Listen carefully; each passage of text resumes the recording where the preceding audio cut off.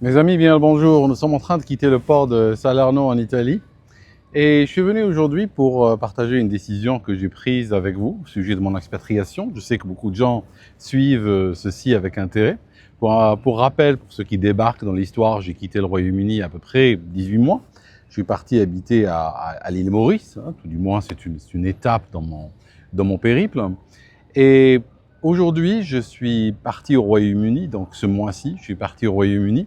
Et certains ont dit, ouais, mais qu'est-ce que tu fais au Royaume-Uni? Est-ce que tu n'avais pas quitté le pays? Qu'est-ce que tu fais là-bas? Est-ce que tu as renoncé? Il y a eu même des spéculations en ligne, disons, peut-être qu'Aldostéron a décidé de revenir au Royaume-Uni.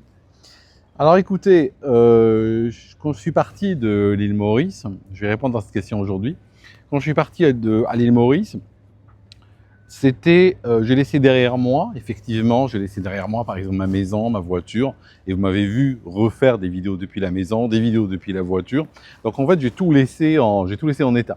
Pourquoi? C'était tout simplement pour avoir un plan B, pour avoir le moyen de faire marche arrière ou cas où ça ne va pas. Tu sais, c'est comme ça la vie, dans la mesure du possible. Je dis pas que c'est toujours possible.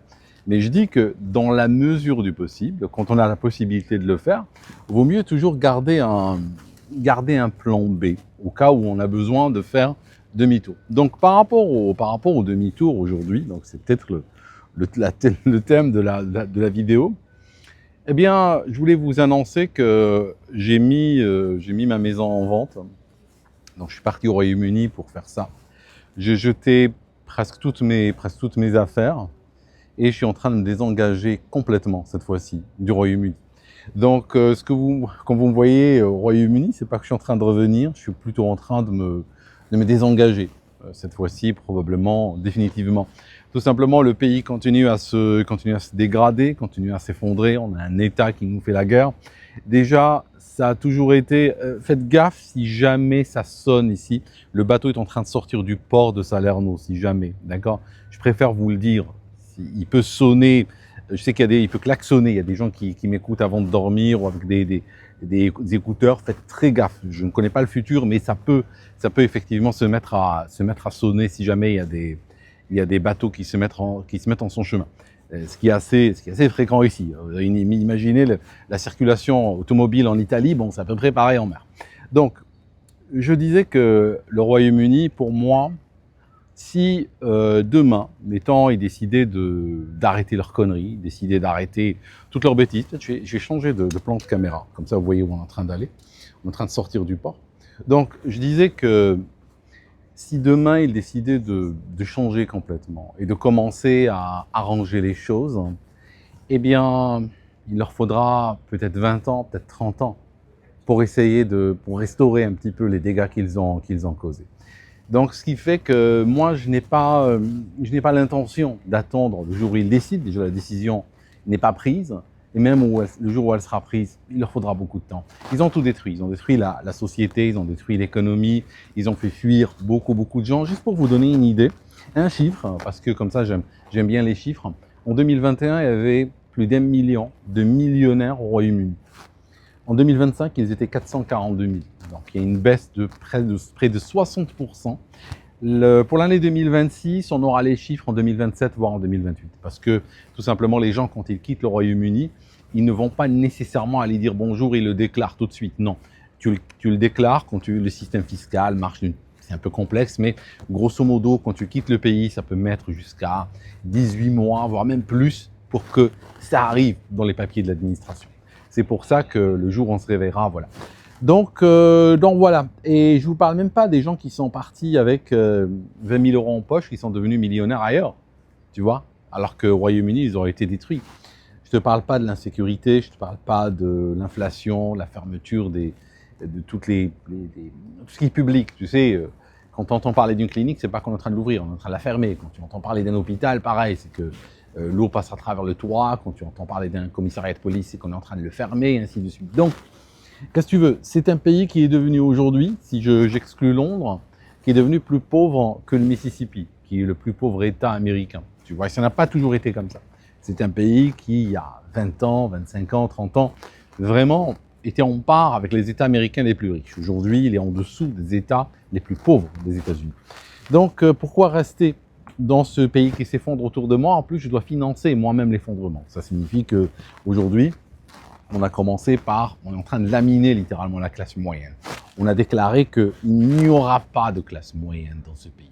Donc, ce qu'on est en train de faire, on est en train de, par la fiscalité, par des règles absolument de la bureaucratique, tu vois, tout ça, on est en train de tout détruire. Voilà, on a décidé de détruire le pays.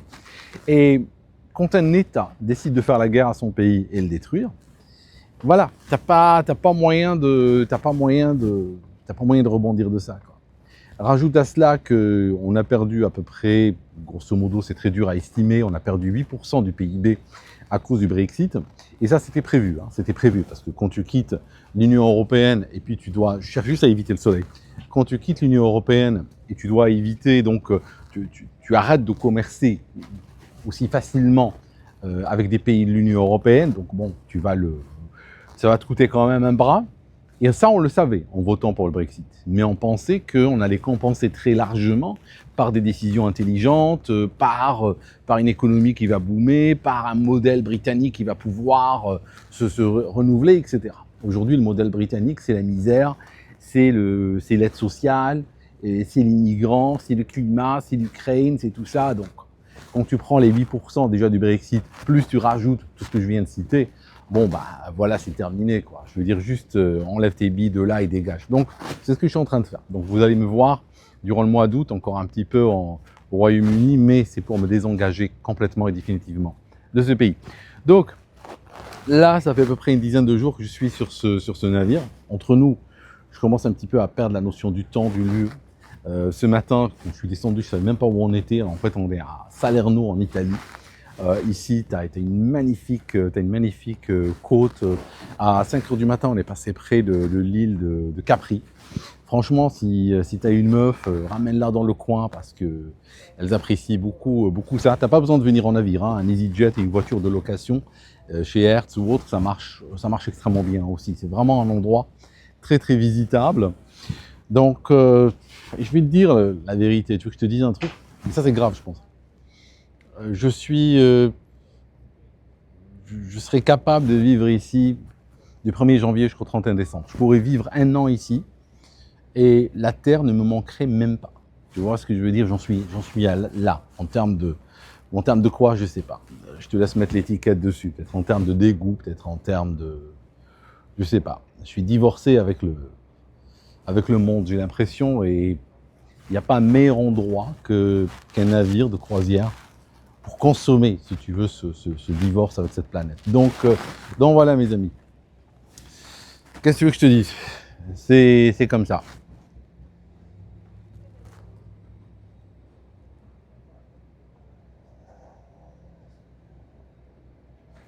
À propos, mon coaching, le Cercle Lucide, est ouvert en ce moment. Les inscriptions sont ouvertes. Elles fermeront dans à peu près une dizaine de jours. Donc, regarde le lien, cerclelucide.com, qui est dans le descriptif de la vidéo. Tu peux toujours t'inscrire. C'est un coaching qui dure 4 semaines. Tu viens avec des mains dans les poches, ou tu viens avec une problématique. Business, expatriation, problème personnel, peu importe. Tu viens avec ça, et nous, on va t'aider. D'accord? Donc, ça dure 4 semaines, ça commence le 24 août. Voilà. Et les inscriptions sont ouvertes encore pendant une dizaine de jours. Je ne me rappelle plus la date exacte. Voilà. On va me taper sur les doigts parce que je ne me rappelle plus la date exacte. Mais c'est pas grave. Tu sais, quand tu es dans un navire, tu te rappelles même plus de ton nom, quoi. Alors les dates exactes, les heures exactes, les lieux, tout ça. Je sais même pas où on va. Hein. Honnêtement, je sais même pas où on va. J'ai pas la moindre idée. Je sais qu'il va quelque part où pas la moindre idée.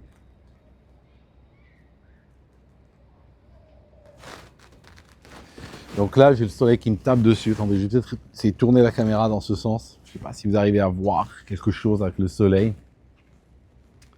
D'accord?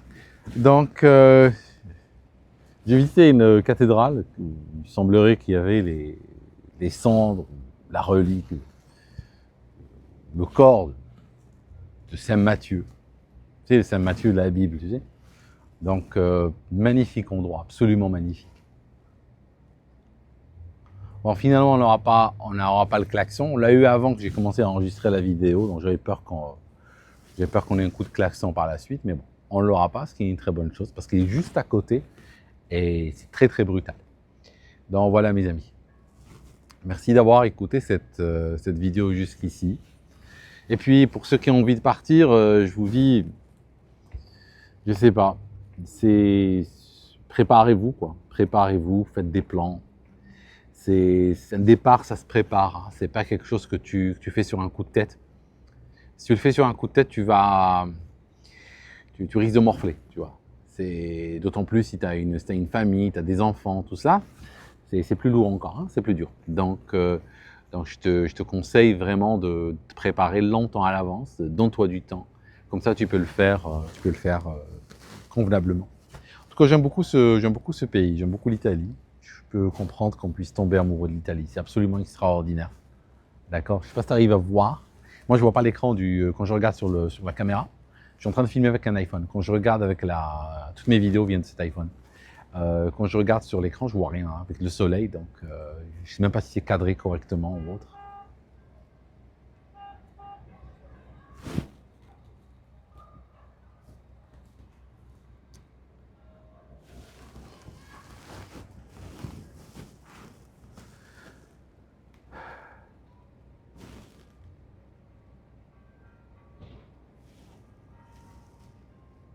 J'entends une cloche d'ici, il y a une cloche, il y a une plage là-bas, je vois beaucoup de parasols. Et il y a ces montagnes, tu vois, avec des maisons qui sont accrochées aux montagnes. Il y a des routes là-bas, je pense que je viendrai un jour les faire. Un jour, je viendrai les faire, ces routes-là. C'est absolument magnifique comme région. Tu sais, je peux comprendre qu'on puisse tomber amoureux de l'Italie. Sincèrement, je vivrai ici, honnêtement, hein, vraiment. Je vivrai ici. Je sens que si je viens vivre ici, je pourrai sans problème.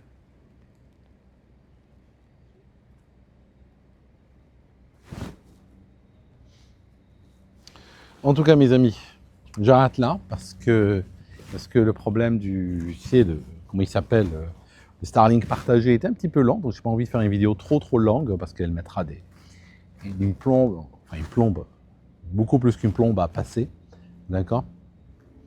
Et puis on se voit dans la prochaine. À très bientôt.